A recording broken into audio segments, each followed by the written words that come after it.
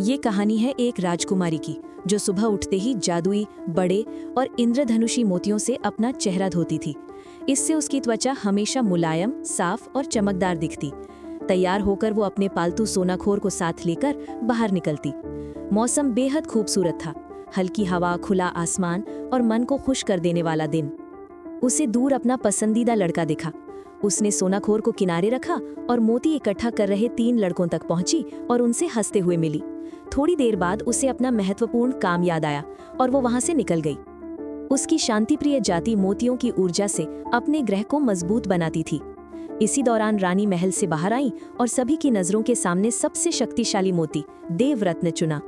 उनका सहायक उसे पवित्र स्थल तक ले गया जहां राजकुमारी पहले से इंतजार कर रही थी। उसने देवरत्न सोनाखोर को खिलाया। कुछ ही पलों में उसके शरीर से अनगिनत देवरत्न निकलकर पवित्र जलाशय में गिरने लगे और उनकी ऊर्जा पूरे ग्रह में फैल गई। राजकुमारी ने संतोष से यह दृश्य देखा। अचानक आकाश में अजीब हलचल हुई, फिर पूरे ग्रह में तेज धमाके गूंज उठे।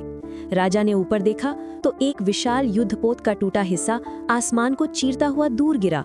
उन्होंने तुरंत सभी को सुरक्षित स्थानों की ओर भेजने का आदेश दिया। घबराई हुई राजकुमारी पिता को खोजने के लिए महल के केंद्र तक दौड़ी, लेकिन वहां कोई नहीं था, सिर्फ दूर से आती टक्कर की आवाजें।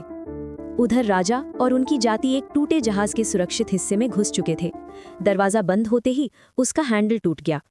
उसी समय राजकुमारी वहां पहुंची और पिता से अंदर लेने की विनती की। राजा की बेबसी और दर्द देखकर वह सब समझ गई। अब उसे बाहर ही रहना होगा। वो शांत होकर उन्हें आखिरी प्रणाम करती है, जबकि दूर उठती विशाल टक्कर लहर ग्रह की ओर बढ़ती चली आती है।